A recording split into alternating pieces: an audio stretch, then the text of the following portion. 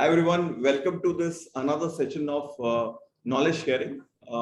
My name is Samir Singh Jaini, and I have a very knowledgeable guys here who will speak about today on Brazil ecosystem. So they will guide us in next few minutes. Before their sessions, I'll speak a bit about RBI Working Committee recommendations, which I believe is sort of making a lot of news in the market. A lot of people are following it and coming back a feedback saying what's happening on that side. So we'll take two shots at it. One quick agenda is to give you a guidance because a lot of people were chasing saying that what is the exact opinion on RBI Working Committee paper. So we'll give it a 15-minute shot at it. And then we'll have a session on fintech ecosystem in Brazil, which is amazingly growing as of now. And it's good that we all learn about it. I'll also give you a context of from where the speakers are coming in. So it will be a good perspective going forward. Just quick perspective on us, who we are.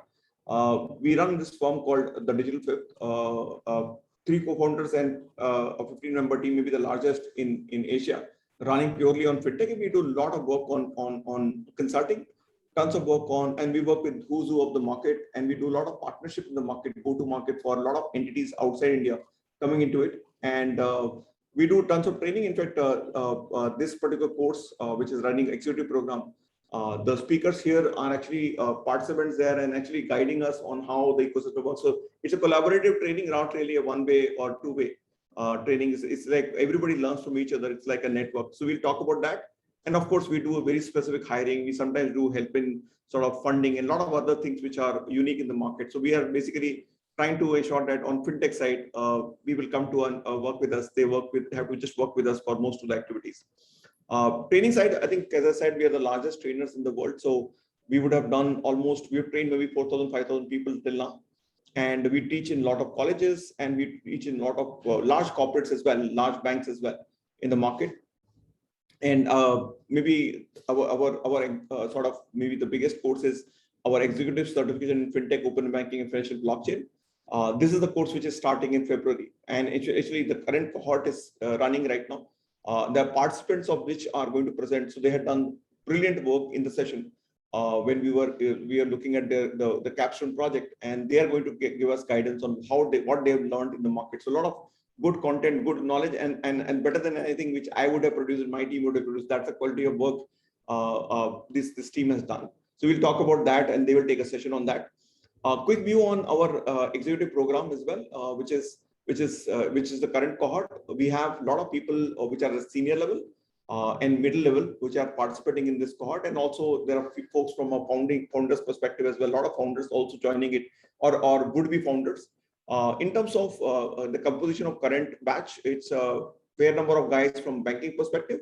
And there are a lot of people from fintech and IT as well, and some VCs and typical financial services guys, other services guys. And we have people working across domains. So some in agriculture, some in business, some in credit. So I think job role wise, we have seen immense diversity and which is useful for the market.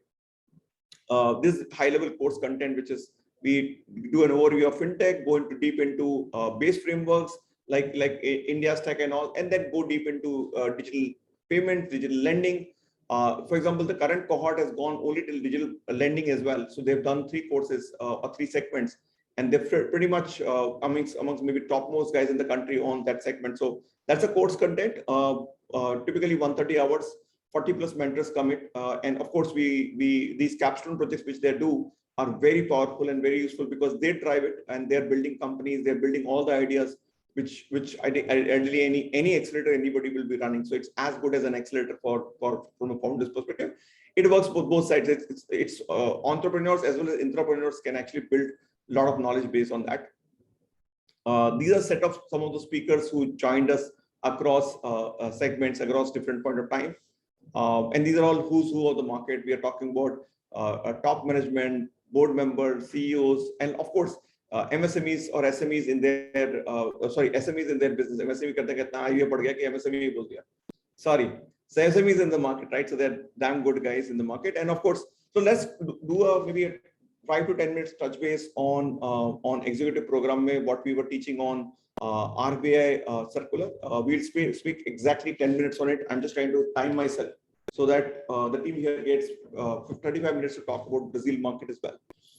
I think the critical point which RBI has come back is they're now saying that the way right now digital lending is happening, that's not going to be permitted at all, which means that FLDG framework will be technically not permitted, which is how the market operates.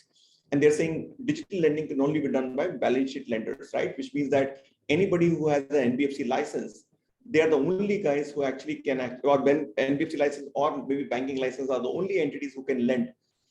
Nobody else can lend without that license. So a lot of people were attempting the framework of FLDG, saying that I'll do 5%, I will do 10%. And we all know that there are guys who do 100% FLDG, which means that literally entire balance sheet risk is on them. So therefore, this is not permitted. They are also saying that entire servicing and payment and all will happen only through the balance sheet lending framework. In terms of disbursement, they're saying that it can only happen in the borrower account. So I think this particular document, maybe some of you must be thinking, "Kahan se aaya?" This is coming straight from RBI document which came last month.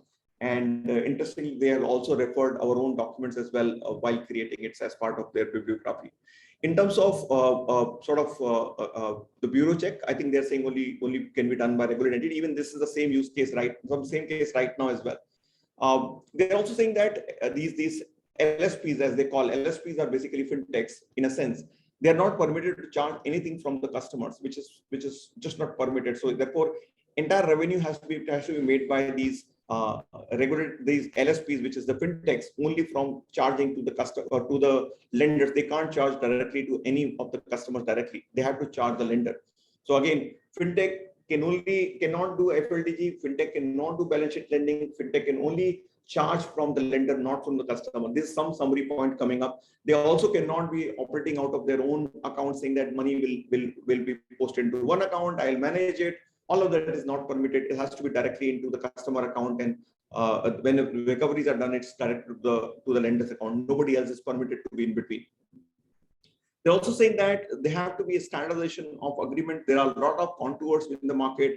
Everybody is doing it differently. They're saying they will not allow that to happen. They will come back with a framework where LSP, which is fintech, and the regulated entity RE is regulated entity, and LSP is the fintech. They have to have a standard framework. And there is a lot of concept of NBFC as a service or NBFC as a rent. That model they've got. And they're saying that's not permitted. That's not going to be accepted by the market at all. They're saying nobody can say that I have an NBFC license, come do 100% FLDG on me and get away with it. That means that they are not allowing anybody to give license on their own license somebody else. That was very, very prevalent. I know that last few months after this notification, a lot of fintechs are going for acquiring the license of NBFC license, or also those who are offering NBFC's rent are no longer doing it, or at least they are not doing it as aggressively as they were doing earlier. They also come back with a framework called Digita, Digital Trust Agency. We are saying that the way NPCI does the UPI app validation and testing, they're saying the same framework. They will create this entity called Digita, which will basically validate all apps. Everything will be validated, and therefore without that validation, nobody should be able to pick up that app and start using it. So technically, we are saying is that every fintech will have to go through app testing and validation by Digita. They have to certify by that entity. So without that, not possible. Since in the market there are also a lot of B2B2C, B2B to B2C, a lot of entities get involved into lending. They're trying to say that we will define the roles and responsibilities of these multiple entities, and agreements have to be properly taken care of, rather than mixing it up and saying, okay, when things go turtle, people start blaming somebody else. That's not permissible. So they're saying we need to create regulation. That exact documentation will actually get created by this by RBI potentially. They're also saying that from a SRO perspective, I think the way we on the payment side, we heard about SRO. The same SRO framework, they are saying they are expecting it to come up. And if my take is right, a lot of entities in the market which are already supporting the lenders, like a DLAI, will become an SRO, and they will actually help in setting the guidance on their own, and come back and tell their participants saying what should they do and what should they should not do. So all those controls are expected from SRO perspective as well. FLDG, I think they're saying that any kind of synthetic framework of passing the risk between a regulated entity and fintech is not permitted. So entire risk on credit side should only and can only be parked on the balance sheet lender, which is a regulated entity, and it cannot be with fintech. So that's a clear mandate from their perspective on FLDG. Of course, when they say zero, I don't know where it will go. While they're saying it will not be permitted, but my personal view is that at least 5 to 10% of FLDG may be permitted or should be permitted for innovation to come up. Otherwise, what will happen is that classical lenders will never take any risk on new segments, and those new segments will never grow because nobody is going to support. So I think that will happen. My hope that 5% FLDG or 10% FLDG may still be there. But as of now in the documentation, largely they are saying they are not looking at any synthetic risk passing at all. I think they are also saying that in terms of BNPL, BNPL will be considered as a lending product. So today BNPL is not considered a lending product; it's considered only as a payment product, and it's structured in such a way that you would not know. It is you don't do KYC, you don't do a bureau check, and those controls and processes are not there. So they're saying that will go away, and BNPL will be considered actually a lending, and therefore we'll talk about the repercussions very soon. And they're also coming back with the regulation on unregulated lending, because again, the germination of all the activities, what happened in Andhra Pradesh when some people, because of under pressure from lenders, committed suicide. So they're saying that we will come back with banning all the unregulated entities in the market. There are a few factors which we should look at. Maybe I'm just looking at cognizant of time. Of course, we will do a larger and deeper session, which is coming up on I think next Tuesday in the evening. Next Tuesday, we are going to do a very deep session on this segment. So I'm not going to take too much of time, maybe a few more minutes. I'll skip this slide, but the only pointer which you should say that neo-banking would also be considered in the same framework, which means that today neo-bankings can get away with a lot of things, but they will also come under the same regulation. The RBI has already called out, which means the data servers and all the compliance which are relevant for payment platforms will also be relevant for neobanks, and they will also have to certify their platforms apps as well, maybe from Digita as well. So I'll just skip it few slides. I'll not go. Key points I will call it is that all lending fintechs will come under steep control, and therefore many of them will go towards buying NBFCs. This will also reduce innovation, because early stage, we meet a lot of startups who have invested just 20-30 lakhs and started their lending business or payment business. All that will go away. You would need serious amount of money. And in fact, my view is that when RBI will come back with the regulation, they will also put some commercial structure to it, which means that potentially 5 crore worth of potential license cost is likely to come up in the segment. So I think there'll be a lot of pressure on these guys as well. So it's not going to be easy to set up a fintech at all or a lending fintech at all. FLDG will obviously adversely affect. So there you will see some slowdown, and before the larger players buy out NBFCs and start scaling their business. But yeah, innovation will certainly slightly slow down, but hopefully it will also build some control. I think SRO will come up. Tech and compliance costs will dramatically be high, because there's so much of compliance expected that these fintechs will also carry that. I mean, today they have an arbitrage, a fairly high arbitrage of regulation that will go away. BNPL as segment will shrink, because let's say you could do BNPL of 150 rupees. I think that will not exist anymore, as the cost will be too high to acquire one customer, and therefore it will go away. At least the ultra short and small amount of BNPL segment will go away. And I think if you are setting up your own neobank, you need to start fixing yourself or getting ready for these regulations. So you should pick up this document as well as a payments document and start building for it, because neobanks are basically payment lending, as well as maybe as it's called liability business, which is savings and current account. But you need to be doing all three right now. So they should pick up the regulation as well, start adhering to it. And our other last view maybe right now is that the co-lending will go through a roof. You should see a massive increase in co-lending, because that structure, which is 20-80, 80-20, whatever you call, is actually permitted between two entities. As more and more entities will take up a model of becoming NBFC and they start sharing risk, if FLD is not permitted, then the only alternative will be maybe co-lending. Today, co-lending is done at 80-20 ratio. My view is that 80-20 will become 90-10, I guess. So therefore, minimum 10% of co-lending structure may just come up. So therefore, 0 to 10% you will do FLDG potentially. I'm just giving you a point at my view, right? Not that it's documented anywhere. So 0 to 10% become FLDG, hopefully. And after 10% will be co-lending framework will come up. So anybody who is looking at co-lending building framework will be seriously benefited. So that's largely it right now. But important that we go forward and understand a lot about the ecosystem outside India. So as I said, purely focusing on RBI regulation, we will take a very deep session coming up on next Tuesday in the evening, which is again, as usual, open to all as part of our normal engagement in the market. But I think what we also realize that other markets are as critical. Brazil is on fire right now. And there's so much of stuff which we can learn from that market. And here we have with us the team which has actually built this. They are the part of our executive program, and they have built this whole deck, and they've actually done a very deep research in the market. So maybe my suggestion is that if the team could introduce themselves and take it forward from here. So I'll stop now. And I'm really looking forward to you, Anshul, Laveen, Mahesh, Sujata, Prashant, Nilesh, and Meenakshi. Guide us on the market, and we'll definitely learn a lot from you. Thank you, guys, and over to you. And in the meantime, if anybody has any questions on either Brazil market, or you have a question on RBI, please send us on the WhatsApp or on the chat, and we'll try to respond back.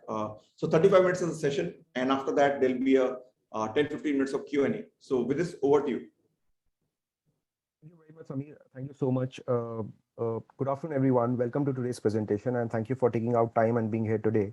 My name is Anshul Dodia. I am part of the second cohort of the Digital FinTech program. They have given us the opportunity to come and present in front of you.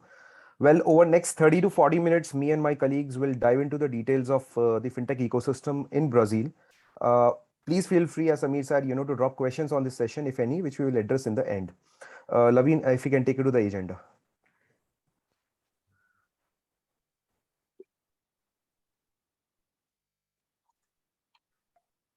Okay, so what we are going to cover over here is, from Brazil's FinTech overview, the country overview, to drivers driving this entire program: lending landscape, payment landscape, insurtech landscape, and wealth landscape.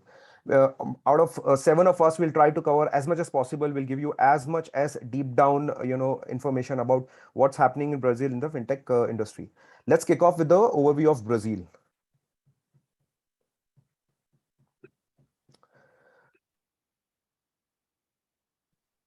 Okay, now what we are talking about is the 6th most populous country and the 8th largest economy in the world. Today, both in terms of workforce and GDP, service industry contributes more than 60% of the entire pie in Brazil. However, being in recession and slowdown for a very long time, Brazil is now witnessing a substantial change in its entire business and digital ecosystem. On the digital front, if I'll tell you, with close to almost 70% internet penetration, more than 60% mobile penetration, they have the 5th largest smartphone base in the world, which clearly shows that Brazil is in the midst of a FinTech revolution. If I take it to the FinTech landscape, next slide, Lavin. What we are seeing here is, the digital technology revolution is changing the transportation, food services, retail and telecommunication industries in this region. And the same is now reflecting, in the financial services sector as well. Brazil today represents a very, very attractive market, a huge opportunity for technology-driven financial solutions like payments, banking, lending, insurance, wealth management, and many other sectors. Primarily, this entire FinTech ecosystem in Brazil, as of now, is currently distributed largely among these 6 segments, wherein payment services accounts for almost 25% of the FinTech business, which is spread across more than 100 startups. Financial management services take care of close to 17%, which is again close to 60 to 70 startups are part of it. Then lending accounts for almost 15% plus, and investments 11%, and so on and so forth. What we have seen is majority of larger deals are now coming from Brazil. We have heard a lot about India coming in terms of unicorn. In last 2 years, almost 12 unicorns have come out of Brazil, primarily, which is the maximum as part of the Latin America region. Now, where we have seen is, this is not at all possible without, the support of the government and regulatory. So if you move to the governance and the regulatory part, today Brazilian Monetary Council, which is CMN, who is in charge of formulating the monetary and credit policy like RBI, has gone out in full support of the upcoming digital change in the country. In Brazil, what we are seeing is fintech segments like lending and payments are now included in the regulatory scope of BCB, which is the central bank, while the fintechs in the field of investments, payments, insurance, debt negotiations, even crypto assets are included in Security and Exchange Commission of Brazil, which is CVM, and Superintendency of Private Insurance, which is SUSEP. Primarily, there are two types of licenses being issued by on the lending and credit side, which is SCDs and SCPs. What we have also seen in Brazil in last 1.5, starting November 2020 is, with their progressive intent, Brazil's National Monetary Council has partnered up with the central bank and launched a regulatory sandbox, which we are seeing in in India also for last 2 years. Primarily, what they are trying to cover in terms of the overall scope is the financial and payment systems, the capital markets, and the private insurance market. Now, what has happened is, specifically in sandbox, they are allotting one year of duration for these projects. And in a period of 2 years, what we have seen is almost 52 applications have been registered with them by many small level fintechs, and they've seen a lot of attraction coming in in the market from them. The priorities are very simple. In the first cycle, they have included the financial and payment innovations, wherein the financial payment system, capital market, and private insurance market are the major scope. What they are looking on is providing solution for the foreign exchange market, the micro entrepreneur credit facility, Brazilian open banking system, rural credit market, and payment solution. Out of this sandbox, specifically in last 1 year, we have seen InsurTech has become the pioneer. Payer and Stone are two smart startups which have been authorized out of the sandbox to launch experiment in the insurance space, of which Stone has already become a unicorn in Brazil. I mean, well, I'll conclude my part by only saying that today necessity breeds innovation, and that is probably one of the reasons why Brazil has such an interesting and boundary pushing fintech scenario. And I believe this will continue, and we will see over a period of next 4 to 5 years, it is going to come up probably in the top 5 countries as far as fintech ecosystem is going to get developed. Further, I'll move the hand over the baton to Nilesh, who will take you on the key drivers related to the customers and technology. Thanks, Anshul. Hi everyone. Myself Nilesh. I am currently working with IBS Fintech, which is a leader in treasury and trade finance risk management solution. And I'll take you through a couple of drivers. The first one, we will start with the customer opportunities. So there is a lot of scope. I'll show you how the customer demand is still there, and fintech adoption. There is a lot of scope for fintechs in Brazil market. If you consider the internet penetration, it is very high in Brazil still. Around 18% people are only availing more than 18 or 15% people are only availing investment as an solution for fintech itself. Same is the case for credit cards also. Credit card penetration is only 33%. And as far as the financial strength of Brazil is considered, Brazil we can call is a nation of entrepreneurs, because there is more than 40% population of Brazil are either self-employed or they have some kind of MSME business. And even the MSME, 99% companies of Brazil are MSMEs only. And yeah, even the micro and if we look at the forecast, which clearly states that by 2022, there will be 11 million micro entrepreneurs, and there are a lot of retail shops also coming in the market. So mom and pop store is one of the favorite very popular shops there, and it is estimated to be 1.14 million itself by next year, next year only. And when we consider the financial services, democratization of financial services, so the customer profile from Brazil perspective, the average age of customers is between 26 to 46 years old. And even the fintech adoption, which we are talking about, so it is 64% as of now, whereas the global average is only 60%. And if we look at the future outlook, the population is sooner going to be the older one. So there are some changes required, or fintech need to take care of new products like retirement or insurtech, as Anshul also has mentioned. It has a lot of traction in the Brazil market itself. And as you all know, COVID has changed a lot of things around us. Same is the case with Brazil also. So digital adaptation has increased highly since the start of COVID itself. Can you take to the next slide, Lavin? Thanks. Now, if we consider technology as a driver, so some key facts I would like to share with you. In Brazil, around 1.6, I would say 1.6 person out of all the population has a mobile. So every person handle has at least 1.6 mobile, but that's what we can say. And the digital bank accounts are considered to be surpassed by 200 million by next year itself. And if we consider the digital adaptation, Brazil was one of the country where digital labs and mobility was adapted very early. So even the internet user, if we consider, around 70% or more internet users are there in Brazil. And in that also, from 2018 till now, more than 41 million internet users has used either taxi or transportation services or transportation apps. So if we consider mobility adoption or digital banking adoption, Brazil is one of the leaders in that.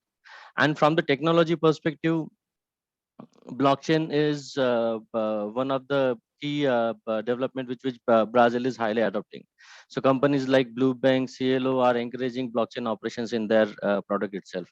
Cryptocurrency, you all must be knowing. So Bitcoin is there, other cryptos are there. Those are highly utilized, and even the Brazilian fintech are trying to embed the crypto currencies in their regular fintech solutions itself. And there was a survey taken for different startups from Brazil itself. So out of all the startups, 22% wanted to improve means of payment by leveraging the blockchain technology. Other than blockchain, machine learning and AI ML is majorly used for chatbot for all the startups which are they are using. So and even the 48% team wants to embed AI and machine learning in their startup opportunity itself. So that concludes technology as a driver from my side. I think Meenakshi, you can take it up, please. Thank you, Nilesh. So we are doing a deep dive into the various segments within fintech as well. So I will be starting off with the first segment, which is on lending. Now, Brazil, like the rest of Latin America, was a market which enjoyed a super normal profits for the banks. So there were very high interest rates offered to borrowers. And there was also the issue of credit bureau not being established, and that's why the banks had a very huge concentration and a monopoly of the market. This kind of created a situation which was ripe for disruption, and fintechs were, of course, the first to walk into that. Benchmark interest rates are also at historic lows. It was 2% at the beginning of this year, and right now, even after subsequent increases, is at 6.25%. So definitely an industry which was ripe for disruption. Now, what we need for funding essentially is what we need for lending is essentially funding, which is not the case for the rest of the other segments, which got loosened substantially, not just because of interest rate, also because of the 100% foreign investment, which was allowed by the Brazilian authorities into these fintechs, and the rise of FIDC or structured instruments, from which the fintechs could raise money directly from the markets and not be dependent on banks whom they were also competing with for funds. In terms of, if you look at just pure market perspective, they have a very large underserved population, and less than 0.5% of overall credit actually ends up being extended by fintechs. So what's happening there was, again, there was a huge under-met demand, very similar to India on credit, and very few players who were actually extending credit. The Brazilian government also was aware of this, and they gave good amount of support, which which we covered earlier as well. So fintech companies could lend money directly to the customer without having any intermediation of a bank. Then the bureaus also started reporting data to ensure that there was more depth in data and coverage of credit solutions, and the threshold of reporting was also reduced, ensuring that almost 99% of loans were getting reported to the bureau. So this transparency and the unmet demand of the market has created a huge opportunity, and a new bank is one of the incumbents who have, or the new companies which have stepped in. So we will cover that in detail. But let's also take a look at what lies ahead. So definitely some scale has come into the lending fintechs. What we can expect is that a lot of these Brazilian fintechs will go into regional expansion mode. Nubank also, for example, has gone into Colombia. There will be greater ease in sharing of financial information. The open banking regulations have already been published, and they are coming into force. BNPL is growing at 28% per annum. Brazil is also growing much more in terms of online shopping and adopting all the new forms of payments, including BNPL. But this rosy picture, what are the things that could possibly go wrong? The possible bottlenecks are lack of quality talent. That's a big problem, especially in engineering, as well as looking at. Can we just go back to the previous slide, please, Levin? Right.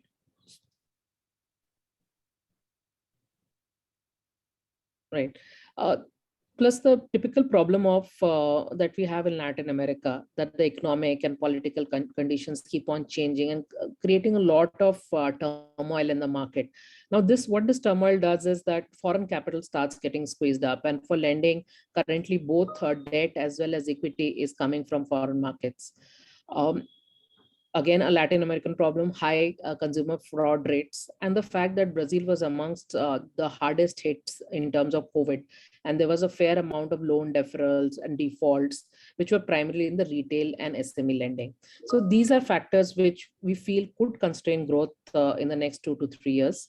But the headwinds are very strong for the lending fintechs to grow more in Brazil. A quick look at Nubank, which got listed earlier this month and is in news everywhere. Nubank started in 2015 or so, and in 6 years, it is South America's most valuable financial institution with a valuation of more than USD 50 billion. It started with a very simple product, credit cards, and then added more and more products as they went on.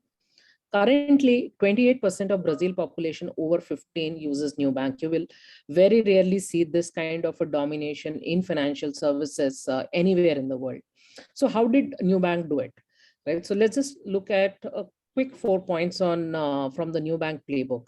Firstly, They took a complex product, which was credit cards, and made it very simple and easy. They had the first card, which where you could do everything on the mobile. It was while the other cards in the market were charging around 20 USD for as a starting fee. This it was free, and they also launched new products like instant cashbacks, one-click bill pay, fraud reporting, and everything on the app. This is something which was not there in Brazil before, which was an app-first approach. And who did they give it to? They gave it to the young unbanked population. These are people who are very good with technology, but not so great on credit. Don't have credit cards. They don't have a credit history. So what they started was they gave it to a customer segment which had not used it before. They started using it 3 or 4 times a month, and in another 18 months, 24 months, they started using it around 18 to 20 times a month. So that's a kind of usage got built up. Then build on referrals. So the screen over here is the actual screen on referrals from the new bank app, which says rescue your friends from the bank queue. So they're saying they gamified the app referral program, and 80 to 90% of their business still comes from referrals, and which is the lowest CAC they have in the Brazil market and globally also. And in terms of products, their core product still remains credit card, which is a very high transaction but low on profit product. But they kept adding on more products. You can say that they added it on slowly, but now they have a digital bank account, they have personal loans, life insurance, as well as investments. So overall, as a package, they have become a one-stop shop for the customer. Right? We'll move on to payments now, which is the biggest segment in terms of fintech in Brazil. Hey, hi. So my name is Lavin, and I'm going to cover the payment landscape. My background is I'm an IT consultant focused on the fintech ecosystem and work closely with NBFCs. If you see the slide out here, the first one, that is, you will see it shows the landscape as it existed on December 2020. Now for Brazil, there was a seminal moment that happened on November 2020. So what I'm showing you is the landscape just prior to that. If you see the breakups, right? So both for e-commerce and POS, while we earlier mentioned that credit card penetration is pretty low, but if you look at the actual usage of the credit card, it's probably one of the most popular instruments among the people who actually use an instrument. Credit card actually is used primarily from a perspective of installment based transactions. That's how they popularly get used. The rest of the transactions, obviously cash is a big player out there. Debit cards are there. They have boletos, which is very similar to, I mean, it's like a ticketing or a voucher instrument that's very popular in Brazil, which they use it more as a post-pay instrument after loading the prepaid vouchers. Similarly, you have bank transfers, very similar to what we have in India, the NEFT and RTGS, they have TED and DOC out here. So if you look out at this particular piece, the missing piece out there all this while before November 2020 was something similar to what we have in India called UPI or instant payment system. So in November 2020, they introduced Pix. So Pix are the equivalent of what we in India uses as UPI, wherein if you look at the usage, once Pix was launched, which was the missing piece, you'd see that within a 6 months period, while they don't appear in any of the statistics in the earlier slide, suddenly you'll see that over 100 million people, 82 million in the first 6 months, and currently roughly around 100 people logged onto this setup, right? In fact, Pix got adopted so well that 8 out of 10 electronic transfers that were measured turned out to be that of Pix, beating TED, which was the legacy way of doing transfers or bank transfers.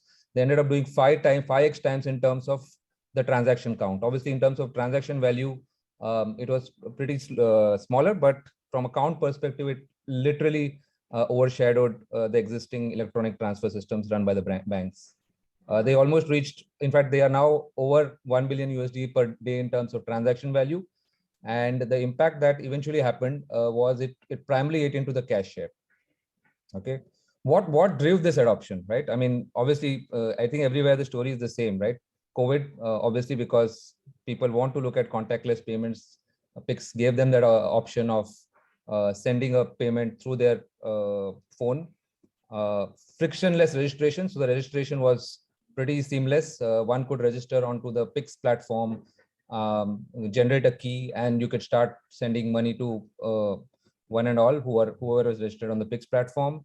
It was free for individuals, right? So there was no cost attached. If you're doing person to person, there was a cost attached if you're doing it to corporates, but still from that perspective, individuals picked it up in a big way.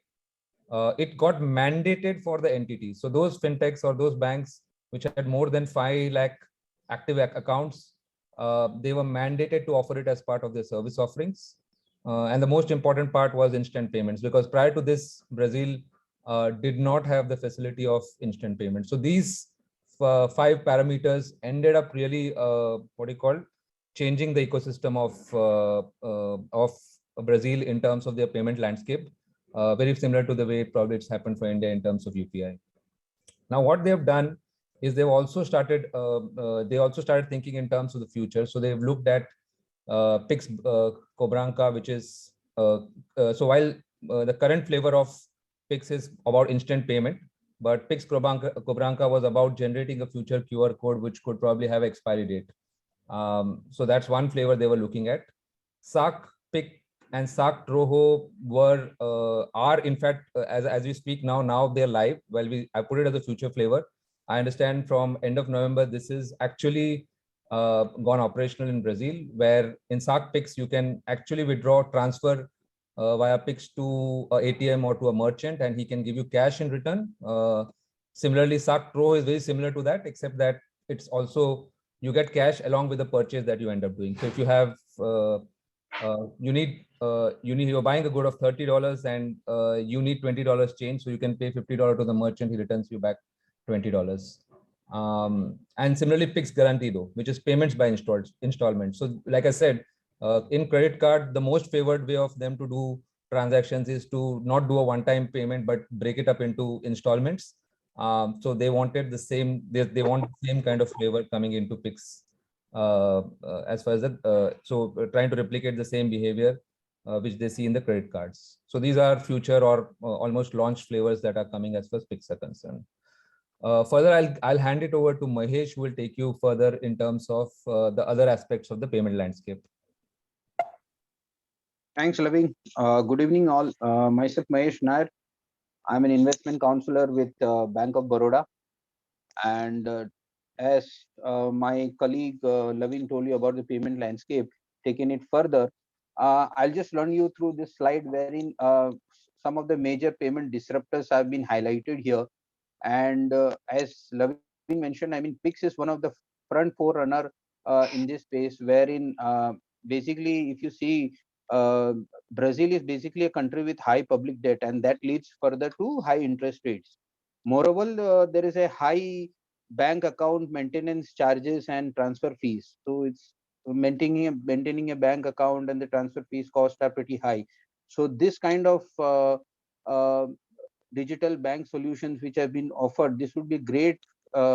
This is attracting a lot of acceptance with the Brazilian population. So what will drive Pix further is the final fees charge, which is currently uncapped. So acquirer charge the merchant is charging the merchant fees without any limitation. And currently there is no interchange set by Pix, meaning the acquirer may keep the entire fee, unlike a credit card transaction where fees are often shared with the issuer. So in this case, it's not that way. Merchants promotion of Pix vis-a-vis a debit option, and then the overall user experience wherein there is an instant payment credit which happens, and that is one of the major reasons why Pix has been widely accepted. On the other hand, if you see the credit card acceptance trends, obviously with the COVID hitting Brazil badly, contactless cards have been growing constantly by about 200% during COVID times, and still it's one of the preferred mode. Credit card receivable discounting platforms like a Circ, B3, CloudWalk, Spike will spur the merchant acceptance. Now, talking about some of the major payment disruptors, so an e-banks like a platform which is just a startup fintech focused on international payments. And they had a tie-up with AliExpress, which was a big game changer in their volumes. So their volumes almost trebled after the tie-up with AliExpress. So the key focus is into issuance of Bolitos, obviously PIX, and international payment. CloudWalk is another digital payment solution wherein their core focus is on the MSME space, POS machines, and they have about some 70,000 odd merchants affiliated to their platform. BexPay is also quite popular now with their cross-border payment solution offering, and one of their main partners is the Chinese giant ByteDance, which is also the owner of TikTok application, and they are gaining quite popularity now within this space.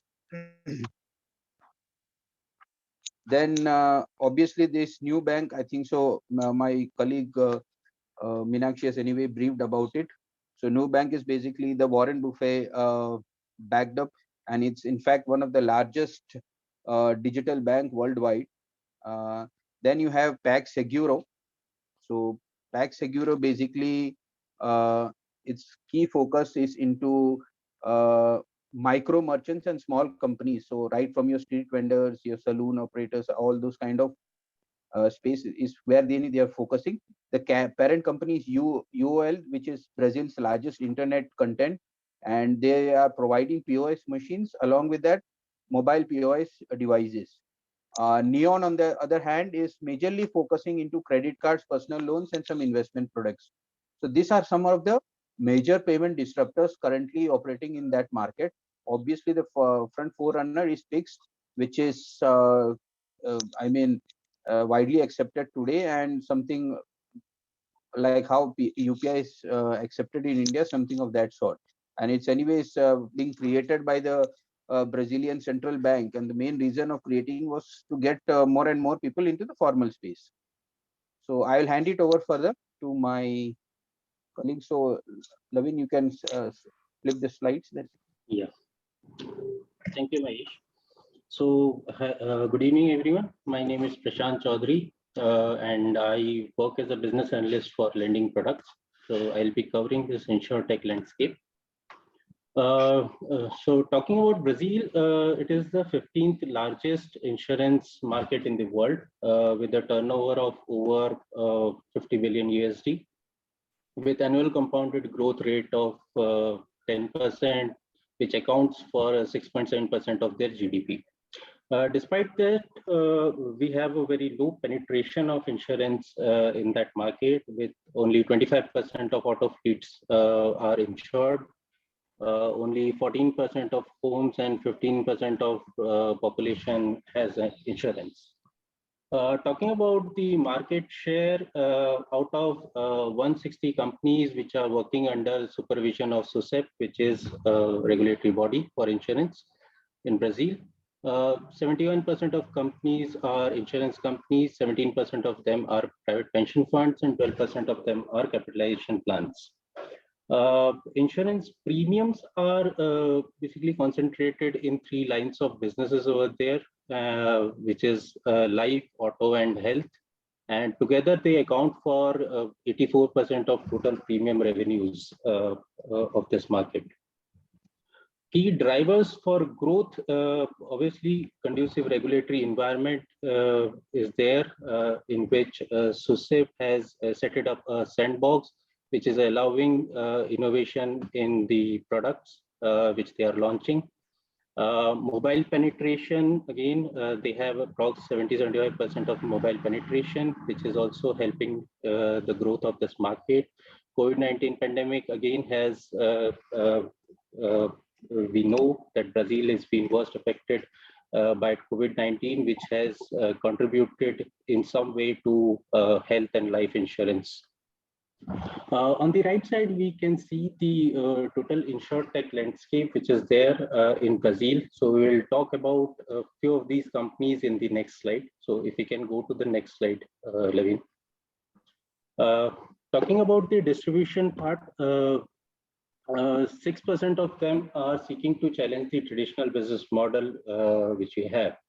By doing this behavioral policy pricing by the use of IoT sensors for getting personalized data and providing customized pricing to the consumers, or by introducing new products like P2P insurances and all. Few of the players, if we talk about like Onsurance, ThinkSEG, Justos, all these, they work on the pay when you drive or pay how you drive kind of models. Like Onsurance, it works on pay when you drive model, wherein you have prepaid insurance credits, which gets deducted for the time you drive. ThinkSEG, again, it works on pay as you drive model. It is also a first Brazilian company to make a direct listing process in United States.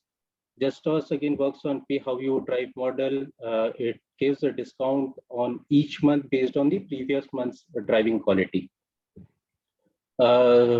Mutual Life and Commerce, both of them work into a P2P model, wherein the people with similar needs, they contribute to a shared fund, which gets utilized for the claim in case of eventualities. And in case someone raises a claim, this is the same group of people, they will then either approve or reject the claim.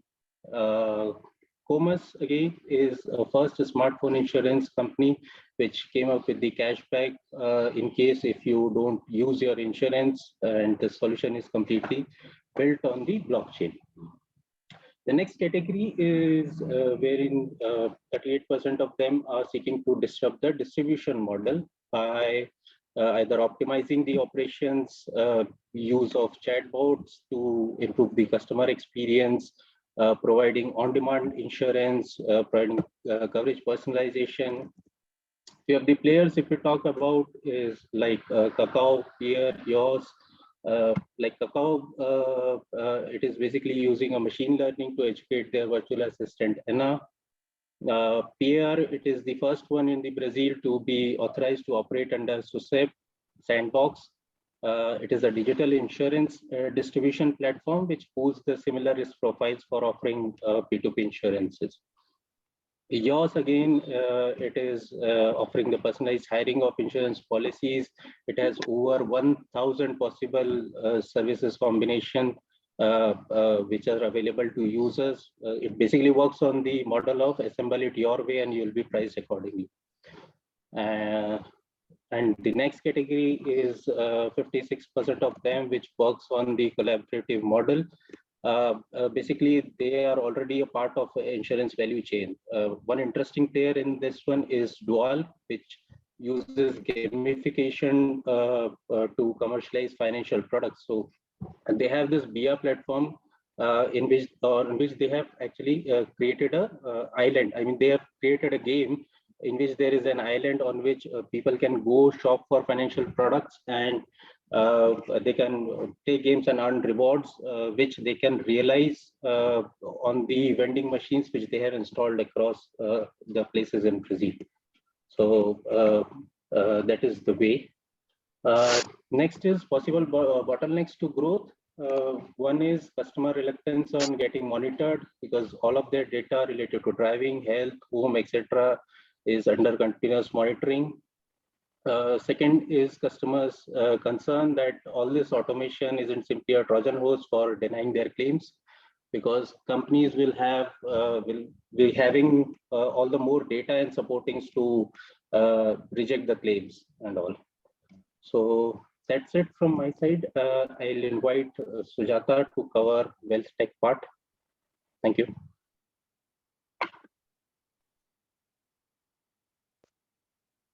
Hello, everyone. My name is Sujata. I work for Amazon.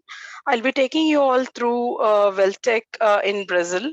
Wealth tech was growing at a slow pace in Brazil for the reason that most of the population are older in generation and they were following the traditional style of investment in wealth and stock. So from 2016, we did see that there is a pace of increase in this market with the regulation from the government. The Securities and Exchange Commission have allowed the portfolios to be handled by the robo-advisors.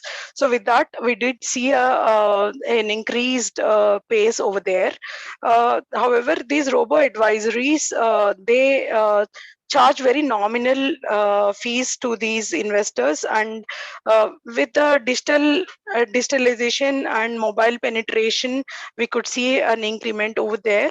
A lot of awareness is now getting created in the wealth tech segment. However, we do see that in comparison to the world market, they are still at a lower pace. Next slide, please.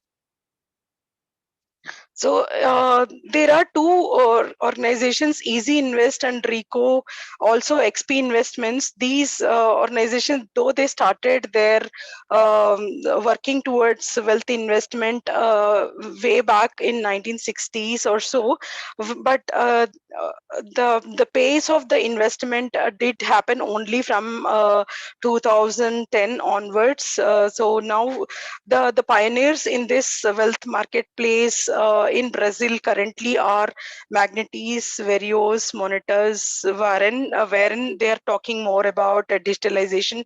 They're giving good advisory services. People are still getting that awareness.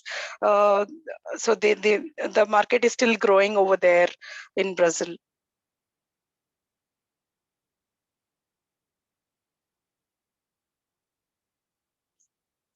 That's it on wealth segment, guys.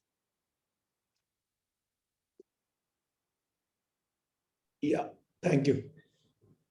I think there's one more, or is it over now, guys? That's it. Okay, that's Samir. fine. That's fine. I think we can go to the next slide, please. Yeah. Okay, so I think this is largely what we wanted to capture. I think there are a few questions which have come up. Laveen, you have already responded back to some of these points, which is great. At this point of time, 2 pointers from our side. If you are interested in joining our next executive program, please join us. If you want to know more about Brazil market, I think you have the experts in front of you. You can reach out to them on LinkedIn or whatever channels you want to reach out to them. You can let us know, and we will actually connect them and get your feedback. If you're looking at entry, I mean, many of you may be thinking of figuring out what models exist in Brazil and we can bring to India. The other side is, if you are setting up, you want to sort of set up something in Brazil, if you need expertise, I think sub-level expertise is already built here, which is what research is all about. I think at this point of time, maybe from an executive program perspective, a lot of questions come up. What does it do and how it does it? And I know we have, Anshul, I mean, we have not spoken about it, but I think if you want to quickly speak about it, you can share the perspective, or maybe Meenakshi or Prashant, no push. You can share their feedback on the session, whatever we are learning as well. And anybody who wants to join the course, which is starting very, very soon, actually in February, we'll start the next cohort. It'll be good if you want to ask a question on what it is. We'll love to have you out there. So with this, maybe Laveen, anybody else has any pointers on what the training is all about? Any pointers? And we then will quickly stop. So just 2, 3, 4 minutes, yeah. So yeah, I'll give you a perspective because I come from a tech. Laveen, your voice is a bit feeble. Okay, can you hear me now? Yes. So I'll give a perspective from a tech background because I come predominantly from a tech background, and I think the course has helped me actually literally get a grasp of a lot of those functional concepts, as well as a lot of acronyms that get bandied in the market. And sometimes you end up thinking they're pretty complex, and they end up probably intimidating you, right? I mean, for me, a lot of that intimidation is now gone. I can actually dig deeper when I do conversations, whether it's with business guys or otherwise. I'm able to see the flow. So from that perspective, I think the course has been extremely helpful for me.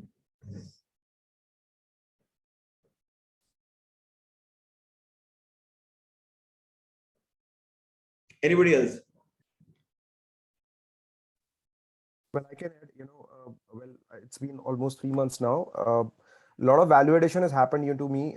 If I have to really, at this market currently, what is happening in specifically financial services, where we are seeing a lot of, dynamism coming in, and there is a lot of, technology interruption which is happening. Fintech is a space which is growing by leaps and bounds. I think this program, since inception, has given us a lot of input in terms of basics, and to the best of it. We have, have come across the founders, the co-founders, the CEOs of the companies, the technology, masters of those companies who are setting up, who are already set up, running the businesses.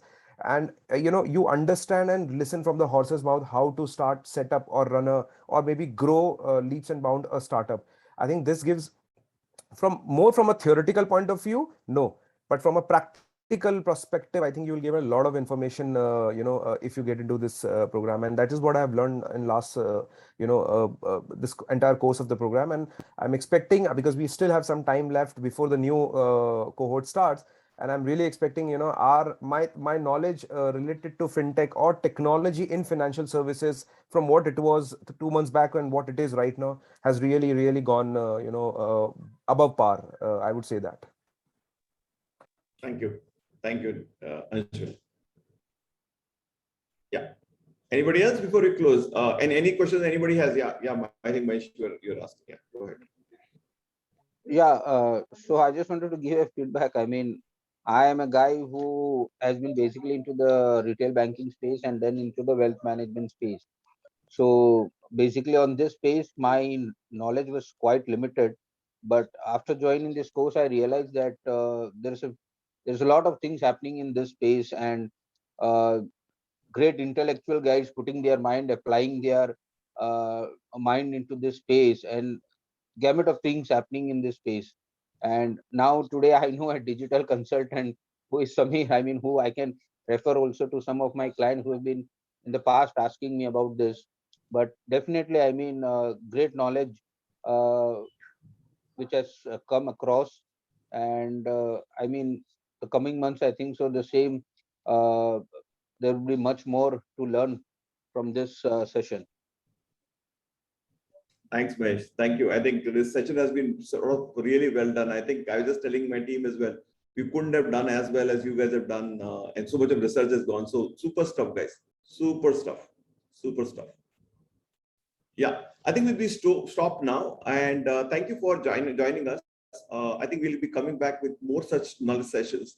And this team and many more will be actually coming back with more sessions. Maybe right now, all of them are actually focusing on building their own startup in the lending segment.